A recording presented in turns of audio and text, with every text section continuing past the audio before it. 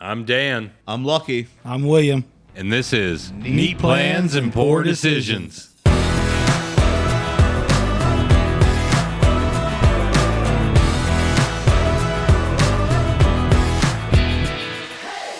right, welcome back, everyone. We are episode 10 today. We are going to try a brand new to market product, at least over the last few months. This is a company that has revitalized an old label, an old distillery, the old Commonwealth distillery. Okay. Notorious in the industry, mostly because it was created by Julian Van Winkle originally. Oh, big name in bourbon. Absolutely. I guess he chased down a lot of his grandfather's barrels and started the old Commonwealth label. There's some really notorious releases in the 80s from them that people still seek out today as some great vintage pours.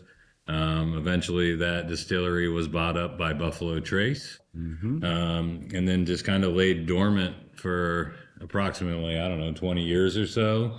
And then a new group of guys got together, purchased some labels and the distillery from, I'm not sure who they made the actual purchase from, but they have revitalized the old Commonwealth label. They released the Kentucky Nectar. This one's going to be a wheated bourbon that has been honey finished. And they have also recently released a product that is 16 years old, and it's the Colonel Randolph. Maybe someday we'll get to review that as well. But today we're on Kentucky Nectar. This one coming in at 107 proof. And it's a honey finish. So this will be the first finished product that we've done some drinking on this podcast together. Normally for me, I'm not crazy about finished products, but I think they have a real relevance in the market. I think that is a thing that a lot of people do seek out. But for me, I've never been super crazy about finished products. There's a lot of honey finishes out there that I particularly don't care for. I did try this one previously and am more of a fan of this one than others. So I'm excited to try it again. And this is batch 2. I've only tried batch 1 before. Yeah, I'm personally excited to get into this. I always love trying out new brands. I always love seeing new brands entering the market and things like that. I think it just enhances the bourbon industry altogether. And with brands like this that have got some history to them and things like that, they can actually go back, look into and find like a bit of heritage and things like that there. I think that's absolutely fantastic. More that we can bring about relevant bourbon history and heritage and things like that and bring that more to the fore only really adds to the overall industry and only really adds to the depth and things like that to which people can appreciate a lot of these kinds of things. And I really do think people really appreciate, I know I myself, and as you may have picked up a little bit from our previous episodes and things, I'm quite a history buff when it comes to distilleries, when it comes to heritages of brands and that kind of stuff. I'm quite interested in that kind of thing. It's also to do with my work that I do every day outside of the world of podcasts and things like that. To go off a little bit on what you were saying about finished products and things like that, for me personally, there are finished products that I don't enjoy, namely wine finished products. I am not a fan of red wine in particular, finished products and things like that. I think if you want to drink a red wine, drink a red wine. If you want to drink a bourbon, but maybe not blend those two things together. But that being said, there are some finished products that I personally really, really enjoy. Name dropping a certain brands and things like that, but stuff like Barrel Spirits Company and things like that, they've got some finished products that I truly genuinely enjoy and things like that, especially some of their grey label stuff and that kind of stuff with their finishing and things like that. But then there's other sort of finishing gimmicks and things like that, which I think, it's harsh to call them gimmicks, I realize this, but like Jefferson's Ocean would probably one that everybody commonly associates with finishing products and things like that as well, outside of just using different barrels and that kind of stuff to finish things. They of course got their own processes and things like that, but I think it's open to interpretation. I'm open for things to surprise me and things like that. I'm looking forward to this honey barrel. I am partial to honey and things like that, but at the same time I don't necessarily want it to crowd out the actual flavors of the bourbon and things like that. What's your opinion, Will? I'm indifferent to finishes. I think if the product's good, it's good. I like some finishes. I'm a big fan of toasting personally. Honey, not so much normally, but I have sampled this before, at least the first one as well. And something we were talking about, before we started filming today, on secondary market, there is a little bit, or at least was specifically a honey craze for a little while, I believe, on secondary finishing and like smaller private groups. And we were kind of talking about how, it really is, people used to want it like really honey finished, like they wanted to see the honey in the bottle. They wanted it cloudy, like with honey. And this product isn't that.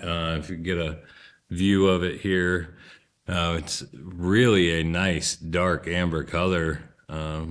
And this product isn't age dated, but it's obviously got a little bit of time in the barrel there to be. You also know you've got a craze on your hands when you've got a brand as large as Jack Daniel's physically bringing out a honey flavor, specifically honey flavored whiskey and things like that. You don't get movements from brands of that size and things like that to just jump on small market trends or any of that kind of stuff. There has to be a real demand in the market before someone as a label as big as that or a brand as big as that puts out a easily accessible 80 proof product or 90 proof product. I think it's 80, 82 or something like that, in that category that people are willing to snap up and willing to buy, because they're not going to make that kind of investment unless there is that demand in the market for that particular product. Absolutely. Yeah, I'm not really sure how accessible this product is, but I did find this on the shelf. Okay. I want to say it was right around $100. Yeah. I've seen it around a little more over the last few weeks, at least here in Kentucky. Yeah. I'm not sure what the reach of this product is yet, but I would assume it's going to get pretty well mass produced and put out there. I know the first batch sold out instantly, along with their other release, the Old Commonwealth 10. And then their third release, the Colonel Randolph, also sold out instantly. So these guys are doing some big things and making a desirable product. I think it's cool. It just, want to take a quick dive down history lane for these guys. I mean, the Old Commonwealth Distillery, owned by the Hoffmans, became Hoffman Distillery in the 50s when Jack Daniels was bought up by Brown Forman. The Rippey brothers had bought the Hoffman Distillery. The Ezra Rippey ended up getting sued by Jack Daniels for making a product that looked and was so similar to Jack Daniels that he ended up losing the namesake of the distillery that Julian ended up buying. And it's just funny to see that progression of things. But I think that's enough on history. Let's just dive in and see what we got in our glass. Well, definitely get the honey on the nose. Yeah. I mean, Honey. Yeah. I thought that too when we were talking about maybe not being able to tell that this was honey finished before. This one, I feel like is more prevalent on the nose. Definitely catch some of those weeder notes in there too. I get some red fruit, like in a very pleasant way there, coming through.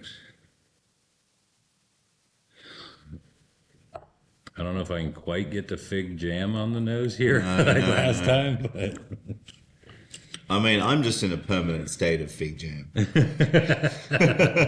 callback to our previous episode there.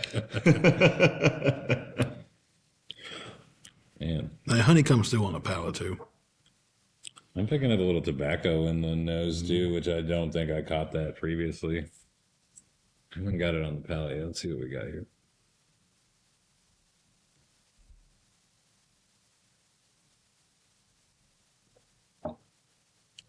I think this one, for me, the initial taste was very different than the nose to me. I was really, I caught a lot of honey on the nose. I was catching those red fruit notes, and then when it hit my palate, those notes weren't prevalent. I do taste them now, like on the back palate, but I think they did a good job not over honeying this. Yeah, Like, I don't taste honey as much on the palate as I get it on the nose. you really do taste the bourbon, which for a lot of the honey finished stuff I've tried, it's so honey prevalent that you really lose some of those bourbon notes, and I can taste the whiskey here. I can taste the whiskey across the front and mid palate, and it's really only when the back palate and the final finish of it really comes around that I'm getting like the much stronger honey notes and things like that coming out of it there. But no, it's really quite tasty. I think it's got a really nice mouthfeel to it too. It's not overly sweet, that's for sure, which I really expected. Absolutely, you would think finishing honey, Yeah. a weeder. Yeah. These are both things that are going to lead you into some real sweet notes here, but it is not overly sweet. But how am I supposed to know it's honey finished unless it's like half honey, half bourbon? I get this odd dry erase marker on the nose, but Okay. I really like it. I don't. It's not in a negative way. I like the dry erase for some reason. I'm deliberately not putting out too much in the way of nose tastings today because I have a nice sinus situation going on, so I'm going to leave those I could up to find a you little guys. expo marker in Yeah. there. I think out of all the honey finishes I've tried personally, this one probably is at the very top of the list for me. And I think that's because I'm really catching those, like, I can taste the bourbon, and the bourbon in it is very good. Like, it probably didn't even need finished. And so it just lended itself to finishing well. Yeah, it's a really nice product. What'd you pay for this bottle on the shelf? 100. $100? Yeah, 100 bucks. Yeah.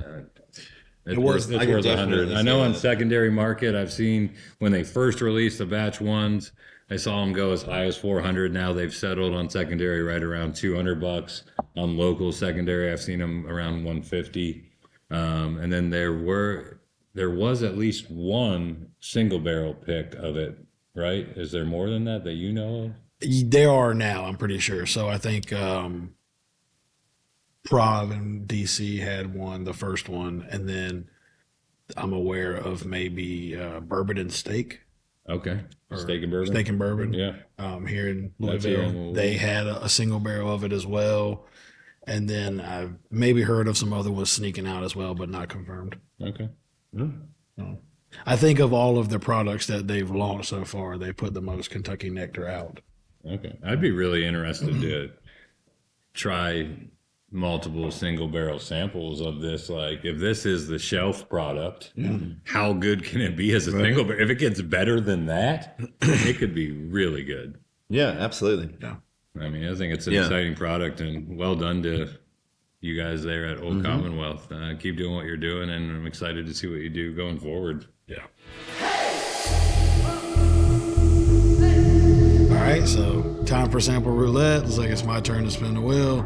Let's see if I can punish us. Please don't. Find us something good. There's got to be something good over this. Dramatic, slow stop. Yeah. What are we at? Number 8 again. 8 again. All right. So Danielle's behind the camera over here. She's kind of really been helping us out doing the audio, video, producing for us. She's the only one in the room who knows what's over here on the actual roulette board, pouring these samples for us. And she knows if we're getting punished or not, and is trying to keep her best poker face to not let us know. So I'm excited to find out, but I'm going to hold on to this Kentucky Nectar in case we get punished. The color looks punishable. Color looks pretty thin. Yeah, we're Pretty looking. light. That is. We are looking very light, almost like I could go almost Scotchy to Irish whiskey Irish light. whiskey Like light, it right, is yeah. very golden. I was going to say light whiskey. Oh. I mean, I don't know if it's Okay, just well, my then- sinus infection talking, but I can't get anything off of that very much. Well, it's not an offensive nose, so it's not. No, it's not like, oh my gosh, we're about to get crushed here. So that's good. I might. I don't know if it's just like my nose is still in that lane, but the first thing I smelled was like honeysuckle. Like It's not a lot to it. it was a little. It was light. It was floral. There is another layer there, though. What is that? It's.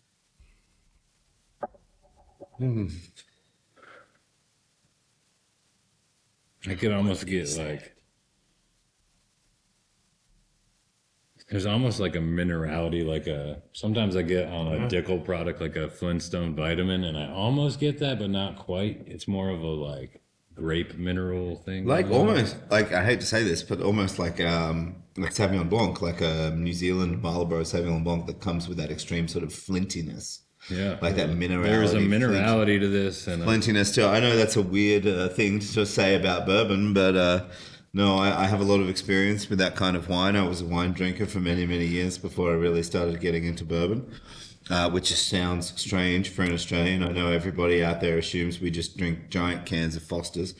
That's It's Australian for beer. At what temperature do you drink a Foster's? Well, by the time you've got to the end of the 7-liter can, it tends to get pretty warm. It's about 110 degrees outside, so that thing is too. All right, let's see what we got here. What is this? It is extremely mellow from nose to palate to finish. Like, Is there anything there? It's I'm not there yet, but I can just tell. I would guess by the normally if it's above 110 in the glass, if I'm catching those fumes a bit, I'm not here personally. I'm getting rye notes now. Interesting. It tastes better than I would think by color. Yeah. To me. I will say that. I just don't. It doesn't have a lot of flavor. There's not a ton there. It almost like going back to a discussion from the episode previous, like it almost makes me wonder if this has been open a while. That was my very first thought on this. Like Was that feels like it might have It's lost been its open for a luster while. of whatever it might have been. I could be wrong on that. I guess maybe we will know, maybe we won't know. But I think it's pretty tasty. Like, unfortunately, I think I know what it is, and I'm sad. I mean, the greatest thing I can say about it is it tastes like bourbon. Like that's I really. think it's a rye. Oh, you really think it's a rye? on the nose, I'd get some herbaceous notes that I didn't catch on the first pass, which I'm kind of stuck. We could be high rye bourbon here. We could be rye. I think it's a toasted rye. I mean, I'm certainly not offended by it. I mean, I think you know what it is. In your head, you don't want it to be that. now that you say rye, I am getting more of those notes and things like that. More of that sort of. I'm still not. herbaceous underground. I'm still just not convinced it's all the way rye. I think there is a maybe higher concentration of rye to this, but my initial pass is I would have thought bourbon. I do catch some of those herbaceous notes that lead me into rye, but I don't know. This one's kind of got me stumped a little bit It's so late. all the way across, but I could get rye. The more I think rye, the more I smell rye, the more I taste rye. Now I gotta quit talking about it. The power of suggestion is so real. I think you might have crossed me into believing this is a rye. I'm still. It's. Yeah. On the back palate too, I could get there. I don't know what this product is at all. If I had to guess proof wise, I'm like low hundreds. Low hundreds, yeah, almost. And rye. I can tell that it's not what I thought it was just from her reactions, and now I'm really stumped. I have no idea what it is. I think it's pretty tasty though. This could be a high rye bourbon to me, or a just very low rye. Like I'm still going to say it's a bourbon. It's either a 51%er or it's a 36% rye. Like it's a high rye. I'm still going to go with a bourbon with a high rye. I'm gonna go Mash bill. 110 proof. I High think rye you're bourbon. going out. I think you're going out on a big limb to go 110 proof. 110 proof high rye bourbon. That's my guess. What do you guys got? 107. I'm backtracking. I'm gonna say 117. 117. Oh. Okay. Proof. High 117. rye bourbon 107. Final answer. I think. Well, just different people think I'm 21% rye. I am actually going to go probably under 105. Okay. Really, under 100. The hell, so, why not go out? I'm going to go out fully. It wouldn't Why not? surprise me if you told me that was 80 proof. Right? Like, It honestly, really I'm going to isn't. go under 100. I still think it's a bourbon rather than a rye. I still get so many more of those sweet notes. That rye is present there, but not fully enough. It doesn't have the hug. It doesn't have any of that kind of stuff that really glass is that pretty pepperiness rye, and things like that. That I'm going to go out with the rye. So I'm still going to say a bourbon, and I'm going to say under 100 proof. The glass does really smell like a rye. And once it's empty, Yeah. I'm telling you, there's more rye notes. All right, let's find out what the. Get that wild turkey from Costco. No way. 101 proof. All right. Victory. Finally, I was able to tell. Lucky on the proof here today. He was our Price is Right under, not over. Right, guess. under, not over. I was finally able to tell the difference between a bourbon and a rye, which I was feel only- genuinely. I was pleased only about. 6% off, so we know this is. Wild Turkey has recently replaced the Kentucky Spirit picks with going back to the 8-year 101 single barrel picks.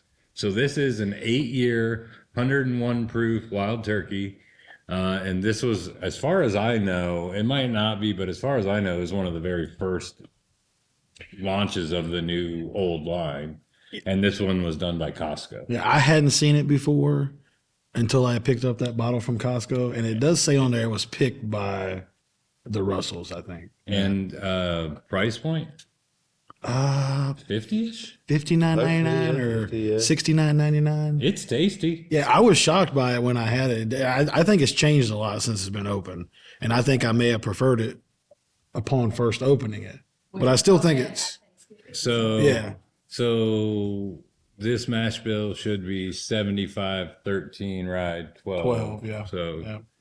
it was a low rye Yeah. bourbon, actually. And I did not get rye spice on it before. It was I don't catch any like classic turkey notes. Not for it. really. And these are 8 years, right? yep. Actually, I think this one was closer to 9. It says that on the bottle, but It drinks a little youthful for that to me, but yeah, the color I'm not mad at it. was very light. I have a deep, abiding love for Wild Turkey 101, but as my mixing bourbon, Right? Fair enough. I have not had a ton of it straight, things like that. It's my absolute go-to if I want something that I'm going to mix with Coke, or my absolute dirty, dark secret when it comes to mixing, which is mixing bourbon and root beer together. And especially Wild Turkey root beer mixing together, whether you got vanilla on vanilla and vanilla on vanilla. Diet Dr. Pepper, I mean. Cream soda one. Yeah, specifically cream soda. Yes. I don't like mixed Dr. I don't like Coke and bourbon. I'd rather drink it straight. Yeah. If I need to mix it, I probably would rather just drink a different pour. Well, that is like the But dirty sometimes I secret, just want to get drunk, so yeah, we'll mix it. right? Like that is like. Hey, there's nothing wrong with that. Little runoff Blanton's and Coke. If I had to, I guess I would do that too. But I'd rather drink Canadian You'd rather whiskey. drink Crown and Coke over Yeah, there. basically. All right, well, thanks for joining us today. I hope you all learned a couple things, and I feel like we learned a few things. We learned that this isn't a rye. Yeah. It's not a rye. And that this honey finish is pretty dang good. So go find you one and stay classy, bourbon drinkers.